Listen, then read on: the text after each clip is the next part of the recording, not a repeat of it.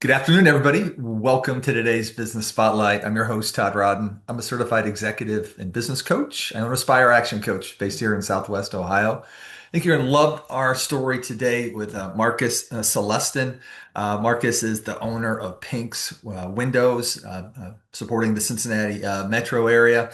But a great story of someone with a great established corporate career who took that leap, that journey, and started that new journey as a business owner. So if you're new to the Spotlight series, we're thrilled to have you join us.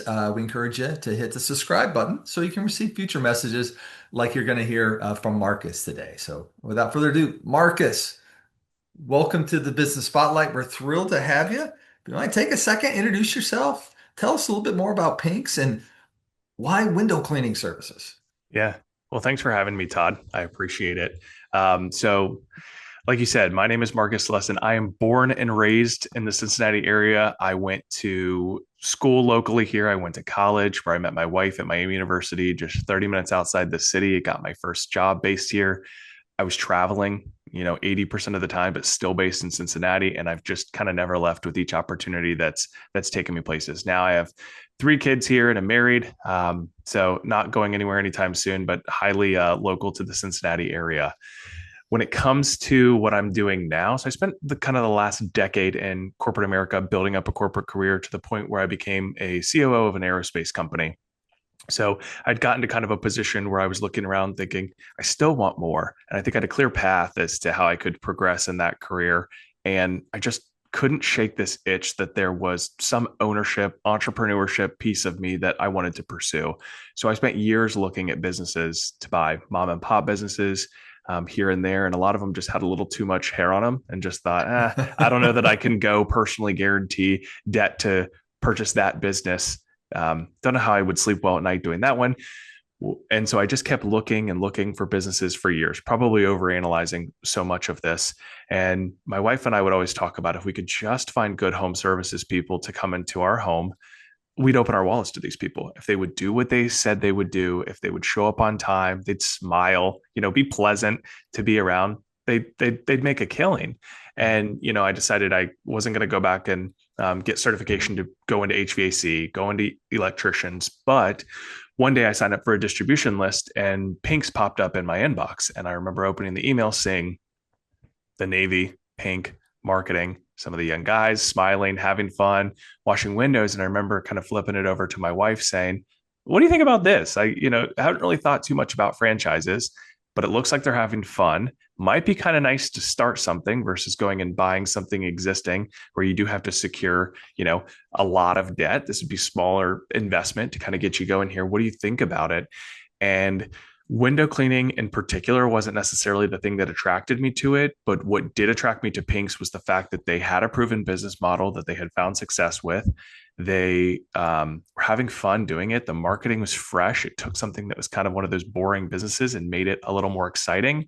And I thought, I think I can get behind this. So I continued through the discovery process and just it was green flag after green flag, and decided to take the leap from the corporate career because I thought I could always go back, but I got to take the leap. And the older I get, the harder it's going to be. I've got kids that are still pretty young now, so they aren't as involved in activities. So if I choose to spend some time, in the evenings working, which I do, I'm not missing some of those activities yet, with the hope that at some point I'll be able to have a bit more flexibility and freedom. So that's kind of where I'm at today with Pinks, and we're washing a whole bunch of windows now. So, hey, thanks for sharing that story. Kind of a familiar journey there. I'm curious if you maybe clarify. So, did you make kind of a hard cut where you left corporate and then started the business, or did you start the business up while you had a corporate career and kind of phase that transition? So I did all the research while I still had the corporate career. I found Pink's last summer while I was still working in my corporate job. I signed the documents determining to launch in February. So I finished out the year at my corporate job. So I had a few months where I was doing some activity for Pink's, kind of getting the ball rolling, some administrative stuff, getting, equipment purchased, van set up, started the hiring process a little bit, but there was pretty little overlap Yeah, between the two. Yeah, pretty firm break, right? Yeah. Yeah. Impressive. That's a big step. So kind of build upon that. Maybe share in terms of your services with Pinks. The type of services you provide. Kind of who are your ideal customers? So somebody's listening in from the Yeah. region, they know, hey, they should pick up the phone and call you guys. Yeah, so we lead with window cleaning. That's kind of our main service that we offer for folks, and it's internal window cleaning, exterior window cleaning. Our customers are residential and commercial. We shoot to have about 50% of our business kind of going between the two. So a healthy mix of each. And of course, seasonality will drive differences throughout the year as to what might be heavier, but we do serve both residential and commercial. We also offer pressure washing services. We offer gutter cleaning services, dusting, light fixture cleaning. A lot of people don't like to get up on ladders. You have tall two-story entries with light fixtures hanging down that they don't want cleaned, but they're looking at it all the time and seeing some cobwebs there. We've even done some dusting work with folks' blinds internally. If those like white vinyl blinds, while we're out there cleaning them, people will throw that in sometimes as well. So, Oh, I hate we doing that. yeah, and a lot of people don't like to do So it. So if we're going to be there, they want us to do it. I mean, we wash houses, exterior homes as well. So, we lead with window cleaning, but we typically do a really good service for most of our customers where they say, "Well, while you guys are here, can you take care of this, or can you do this as well?" So our portfolio of services has kind of expanded over time, so that we can really help take care of a lot of the exterior needs, but some of the interior needs of folks as well. So in terms of what makes Pink's unique, is it that breadth of services, or is there something else that comes to mind? Say, this is what separates us maybe from some of the other providers out there. Yeah, and I think for me, the key thing is the service that we offer. And a lot of people say they offer good service, but I think ours is like pretty clear in the delivery, and you'll find it consistent across most of the Pink's locations as well. We don't provide to like arrival windows. We say, hey, we're going to be there at 9 a.m. and we're there at 8:55. And we send communication letting them know that we're on our way. We send a lot of communication when we book appointments and reminders just so that people feel like, hey, it's really important that we're going to make the time that we committed to you. Of course, things happen, but then we communicate. So if there's an accident on the interstate and the team's running late, they'll communicate appropriately with the team so that they understand when they're actually going to be there. I think in terms of service, when we're at people's house, like we do try to have fun. We do try to smile. I tell my teams all the time, like, you will enjoy this job more if you're smiling, talking, having fun, interacting with the customer, and they will enjoy you being in their house more. It's, not exciting when you're having people working on your home and it's very cold and they're quiet and they don't say much. But if they ask how you're doing, ask about different things about the homeowner, people tend to appreciate that. Some people don't, but most of our customers do tend to appreciate that we try to go above and beyond. Um, when we're at people's homes, we do try to go the extra mile. So if we're up on a ladder doing a two-story window and there's a light fixture within reach, my team's instructed to, hey, do you want us to kind of dust a couple of those cobwebs off there while they're up there? Not necessarily something that we were paid there to do or contracted within the scope of work, but it's something that, it goes a long way with customers to say these guys are paying attention. They're noticing that, I'm not getting a ladder out. That's probably why I'm not up there cleaning my own windows. And while they're up there, they took care of something for me. And it just really goes above and beyond. We also commit to coming back for customers. So if a couple days pass and they notice, man, there's their favorite window of their house has a streak on it, something happened. We're human. Mistakes happen sometimes. If you see something, give us a call. I'd rather you give us a call. We spend a few minutes to come back and touch up that window than you sitting there for months staring at that streak thinking, that team missed this and they weren't happy with the service. Like, we want to make sure you're happy because we want you to have us back. We want to come back 2-4 times a year to keep your windows looking good. So when I say good service, I think a lot of people think, everyone strives for good service. That's a differentiator. But for us, I think we're able to really kind of qualify what exactly that means. And it makes a difference. And I think a lot of our customers do appreciate that, that we're able to kind of go that extra mile for them. Yeah, I love that. Several great examples. I think, well, hey, we get that. Hey, we'll be there in this 4 hour window thing. All right, which is just Oh kind yeah. of nebulous, right? We're all kind of, when, okay, what am I going to do now, kind of thing. And then also, yeah, it can be a little awkward if you got somebody in the house doing stuff. Do you talk to them? Do you not? So, Yeah. hey, if they're enjoying it, they're smiling, which costs nothing, but me is worth a ton. All right, can really make a difference. So, great examples for our audience. Thank you. Yeah. So about a year in now, so you're on a good growth trajectory. I'm curious, what have been some of the keys to your growth from a marketing perspective? So what's been successful bringing in new customers? So one thing that I think Pink's kind of trains us on and does really well is we couple old school and new school marketing. is kind of the terminology that they use. So old school being we will pop into different businesses, introduce ourselves, drop off swag, drop off hats, drop off koozies, drop off pens, Yeti cups, like all kinds of different merch. We do not spare when it comes to the expense of merch, but just to introduce ourselves, pretty low pressure for people just to say, hey, we're new to the area, just want to introduce ourselves. We'd love to get you a quote on your windows, no pressure. But we'd just love you to know that, hey, we're here. There's a service that we can provide to you. Here's what it would look like. So we do some of that old school introductions on the business side of things. On the old school side of things as well for residential, sometimes we'll do courtesy knocks for neighbors. Maybe the street parking is kind of tight and we have our vans that our teams show up in that they park on the street. And sometimes we'll knock on the neighbor's door and be like, hey, I just want to let you know our van's over here. If we're in your way or this is an inconvenience for you, we will move. But we just want to let you know that we're here. So it also, shows that we're a good neighbor. We're trying to be a good house guest for them and also lets them know a little bit about Pinks. On the flip side of things, we do a lot of new school marketing when it comes to Meta, so Facebook and Instagram and Google ads. Our Facebook and Instagram ads tend to do pretty well. I think that's one of the quick successes that Pinks overall has found is that a lot of the creative that is developed by the team out of Austin and pushed out to all the cities converts well. It's refreshing to see it pop up on your timeline or to pop up on an Instagram story. It feels different, feels more casual. We wear uniforms that are, look a little retro. People compare it to like milkman vibes. So like you will see we are always out and about in our uniforms, sitting in coffee shops. We have team meetings that are out in public so that people see it and recognize it. And the other thing on new school marketing that I think is like been really beneficial for us is we've started kind of localizing all of our ads.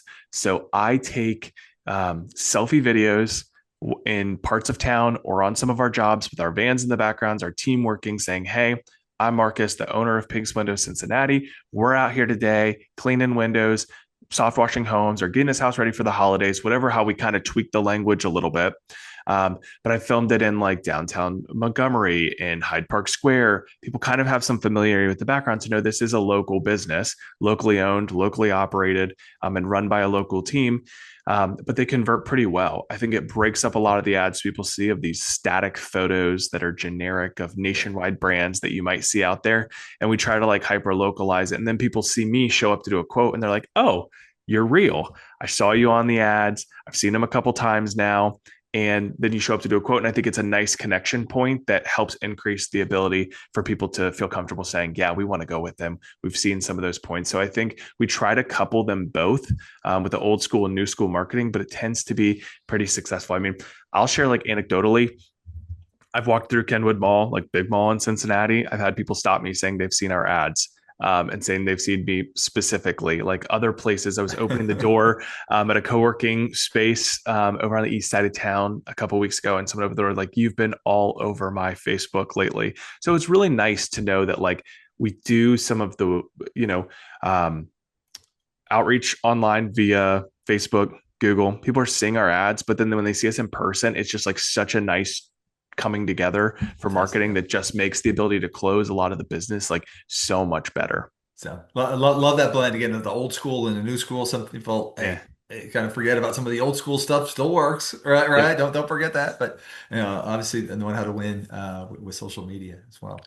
So curious. So on your journey so far, what's been a past challenge that you and the team had to overcome? How did you? What did you learn from that? Yeah. I think one of the biggest challenges like for me and like leading a team and bringing something from 0 to 1, even though it's a franchise and they give you a playbook and they tell you a lot of things to do, I mean, you're still a business owner and have to have an entrepreneurial spirit because it's your journey is going to look different for every single person. And right out of the gate, week one was filled with so many lessons that I will appreciate for the rest of my life. Day one, I had the flu. I've had the flu in 20 years. I had the flu, but I had to go to work because like my team did not know what they were doing and we had to go clean windows places. So I had to go to work. Day three, we had at Pink's, if you haven't seen them, we have these like nice ProMaster vans that are wrapped and they say Pink's on them and they're very nice, very clean. They're a huge part of why I even bought into the brand because they just look so cool. And now we've got a couple of them driving around the city, which is great. But one of my employees on day three crashed it, nearly totaled the van. So it took months to get it repaired. And by Friday, I let go of my first employee. So I think, when I look at lessons learned and challenges, like if you can start off taking such a step back and like getting like that many hits week one, I think it helps to strengthen your kind of like perseverance muscle and your resilience muscle where you can get through anything. And I think it was very painful that first week to say, what did I do? Walking away from a really nice career, a bit more comfort and stability with that to step in and then face all these challenges week one. But it's been kind of, like a huge lesson and go back to the basics. So we didn't have our van for 2 months. We operated out of my Forerunner and we had a rental vehicle for a while, figuring out, waiting to hear how long it would take. So it taught me that like, if you deliver good customer service, if you just go above and beyond for these people, even if I'm pulling equipment out of the back of my Forerunner, we have some of our best customers that we got during that time because they didn't care about the van. They didn't care about like those things. They cared about really great service. So Yeah. we were able to really focus on the basics and say, if we deliver this really well, they won't care. They'll be surprised when we show up in for our next visit in a couple months in the beautifully wrapped van and say, wow, look, they're doing great. They were able to go out and get a new van. Little do they know kind of the bumpy journey that we had to get there. But for me, it was just a huge lesson in perseverance of, we can still keep going. You'll have setbacks. They will be painful and you will not expect them and they will come at the worst time. But if you just keep going, you'll find success. I can only imagine the things you were asking yourself that first weekend after that first week from hell. Yeah. What have I done? I am laughing now. I was not laughing then. I will say I was not laughing then. Hey, thanks for sharing. So now as you look forward, right? What's a Yeah. current challenge that you and the team are trying to get your arms around? Yeah. I think it's kind of twofold. I think that, we have a lot of our processes ironed out. It's taken a while to get to kind of the team that we've built now. So I think for me, it's like when I look at my role, some things have to come off my plate. I've been kind of in grind mode for the last 9, 10 months doing everything. I have some very capable, highly competent folks on my team who can take some of this stuff off my plate. So for me, it's like, how do I get some of that off of it so I can spend more time on the business?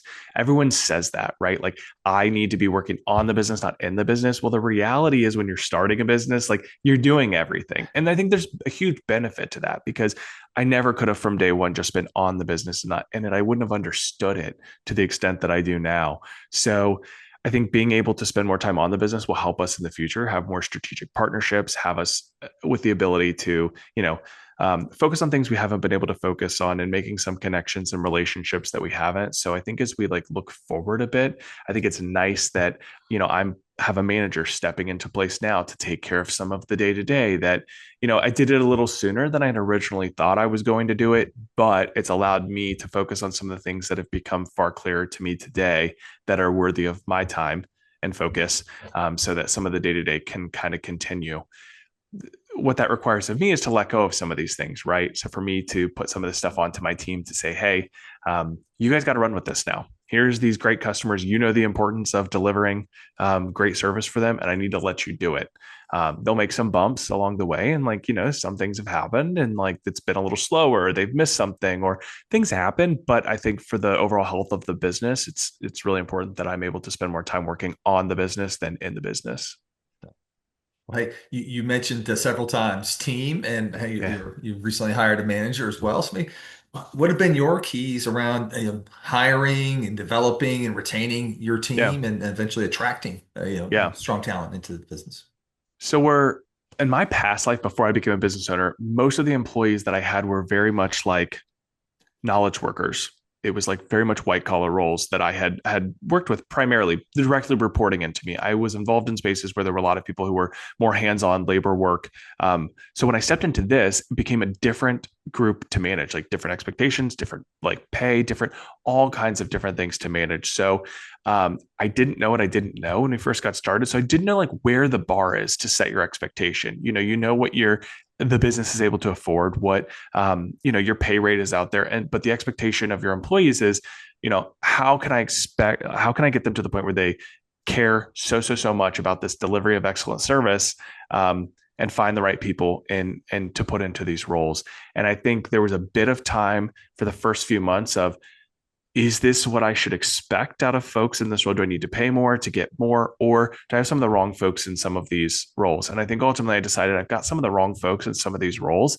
And it was a painful experience to kind of figure that out. And I've gone through some folks and gone through teams here, kind of getting to that point where now it is quite clear to me what I'm looking for in these teams. It's not a pay issue. It's not anything like that. It's you have to be kind of really firm on what you're looking for in these people and just keep hunting for it. I remember Pinks told me before I'd even started, it's never too early to start recruiting for your team.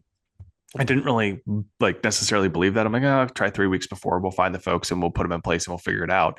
But it wasn't really the reality. I mean, you always need to be recruiting. And they say that often, always be recruiting. So, like, I have a text message from a guy now. Do we need to add somebody to the team today? No. But is he interested in joining in a few months? Perhaps. So it's something that you just want to manage carefully because you never know when people are going to have opportunities that might take them out of this business. But it has become quite clear to me as I've found somebody who can become a manager and I've built out a team and understand the level of expectation that they need to have with these customers. It's become clear to me. But you got to kind of learn that one. I mean, I wouldn't have known some of this day one, but now that we've gotten to the point where I have a strong team, it's like I'll do everything I can to make sure these guys can stick around and continue to grow here. Okay. You mentioned within there, hey, being clear with yourself what you're actually looking for. Yeah.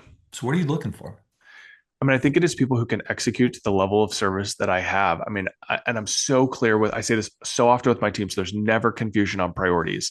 If a job is scheduled for 4 hours and you need 6, and we have to move up appointment because of it so that you can deliver it well, let me know. I will have the conversation with the customer and to say, hey, I know we told you we'd be there at noon. We can't be there till 2. Does that work for you? How can I address that? I'd rather have that conversation so that we can deliver a really, really good job for a customer rather than you guys know we got to be out there at noon. It's more work than we thought. You rush through it and then we get called back later, or we have issues because you didn't spend as much time on it. And it's one of the most fundamental things for me is that those people do understand that quality is our number one thing, right? Because when people love the work that we do, they call all their friends, they call all their neighbors, and we see it. I see it in the leads, I see it in the reviews, I see it in the tips that my team gets. So I think quality is the biggest thing, and then attitude. I mean, I think anybody who just doesn't have a great attitude, it's just something that I'm not going to be able to fix. And it's something that they're just not going to be a good fit here. And I think the quicker, that I've come to realize that, the better is that you're not going to change that with some people. Yeah. That attitude, they've got to have the want to Yep. factor for sure. So No. I know, hey, you're in, but what's your vision longer term? If you look, I don't know, 5, 10 years down the road, what do you see? Yeah. I want to see us get to the point that we can continue to grow, add more vans to this team, maintain profitability, and keep that level of service without me having to be so involved and understand the inner workings of every single job and all the little details of this customer likes this window skipped and this customer likes this. To get to the point where I've built a team that we're big enough that we can keep that level of service and keep growing and having a bigger impact in this city, without me having to be so in the weeds every single day, checking up on every little thing to make sure nothing's being forgotten. I know a lot of that rests on me to find the right people to put in place and to, drive home that will deliver the service, will produce the profitability that we need to be able to do that growth. But, I think that I want to never lose sight of that service, but continue to grow and impact more people. I think that, like Pink's overall, I think is really working hard to become kind of a household name of whenever people think of window cleaning, Pinks is the first thing that comes to mind as any brand across the nation. And I think whatever contribution I can make to that locally in a city I've lived my entire life is really important. And I think kind of is like a little bit of a through line there is one of the reasons I took the leap into business ownership is that I want my kids to follow their dreams. And I think business ownership allows me to follow one of my dreams that I've always had. And I think it's really important that the quote, you cannot be what you cannot see. And I think for me it's important that I demonstrate for my kids I chase my dreams. I might be successful, I might not be successful, but I will not regret having taken the leap to go chase those dreams and to see if I can do it, because I think it sets an example for my kids. That's kind of my personal, when I look out a few years of something I hope to accomplish. Okay, that's a great vision, not only for yourself, but also obviously to kind of pass it along as a legacy Yeah. to the kids, right? So, a lot of our viewers also are early entrepreneurs as well. Maybe if you could share a couple what you viewed as have been keys to your success. Kind of, hey, I wish I knew it then that I know now, kind of thing. Yeah. Um, it will be harder and more expensive than you think it will be in a lot of different ways. But I think it's okay. And I think just telling yourself that makes it easier. Like when I look back, this was way more difficult than I ever thought it was going to be. I shared a little bit about what week one looked like for me in launching this business, and it's tough. I mean, if someone would have told me that a year ago, I probably wouldn't have taken the leap and headed down this path. Like, but that's the case with a lot of things. Once you learn all the nitty gritty details of the challenges that you'll face, you might not want to go down that route. But what I will say with that is that you will build the kind of perseverance, resilience muscle in a way that I never got in other aspects of my professional career. I think that I sit down days, still get stressed, still have a lot of issues and challenges that sit in front of me, but I can more confidently sit here and say, I can get through it. And I know that I can get through it. And I think one of the benefits with me, I posted something on LinkedIn about this a week ago, is like people say that entrepreneurship and business ownership is lonely. And I think it doesn't have to be. I think that you can choose to surround yourself with a group of people who are doing similar things to you. And you will realize there is a network out there of people who can support and help you. You just have to choose to not do it alone. And I think in the past few months, I've learned that there are a lot of people out there doing really cool things who might be 6 months ahead of me, 6 years ahead of me, 6 decades ahead of me.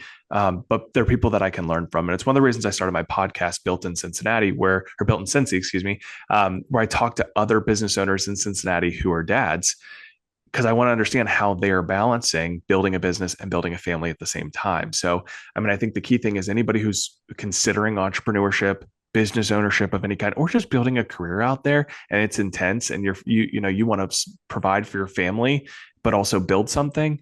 There's a network out there. There are people out there who can help you. You don't have to do it alone. It can feel lonely, but it doesn't have to be.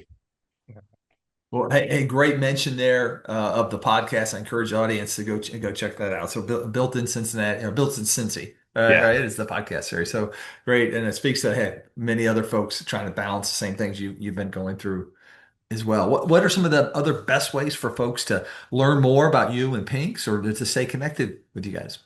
Yeah, if we can provide any services to you, pinkswindows.com/Cincinnati is a great form to fill out if you are interested in any of the services as a business or a resident that we could help you with.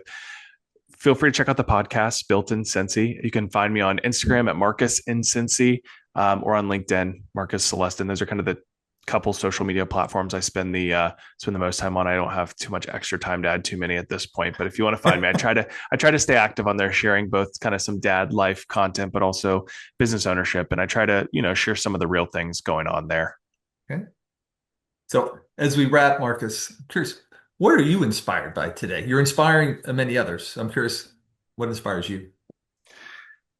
I think what inspires me today is connecting with my community. And I think that's something that I've lived in Cincinnati my entire life. And I've never felt more connected to this area than when I became a business owner, because I have so much appreciation of what I'm trying to build, the people that I now have the responsibility to provide work for, who have, compensation they're expecting to be delivered on every couple of weeks that they depend on to pay their rent, to pay for food, to support their families. And I think that there's a bit of pressure there, but I think it's super inspiring that there's a community out there of people who are doing similar things. You just have to find them and try to put yourself into rooms with people who are finding success there and just keep going. I think that super inspired by the people around me. And I think having more conversations with business owners has really helped me see like there's just there's so many different routes you can go. And I think that I know that I can apply so many of these lessons at Pinks and then beyond. So I think the community of people building in this city are really what I find inspiring most right now. Yeah. So I love that. And I say and it's, you know, oftentimes if you're in a more of a corporate career, sometimes you don't have line of sight to all that's going on in the community around you and Yeah. just all that. And being a local business owner really kind of opens your eyes to that. So it can be inspiring. So thank Marcus Celestin, Pink's Windows. Thank you for taking the time today to share your story, the Pink Windows story as well. I think a lot of great notes for our listeners here today. Awesome. Thanks, Todd, for having me. Yeah, great. And to our viewers, we're thrilled to have had you join us today as well. I can encourage you to hit the like button. That helps us share the message more broadly. And if you haven't already, get subscribed to the channel so you can receive future messages like you heard from Marcus here today. And with that, I hope you all have a terrific day.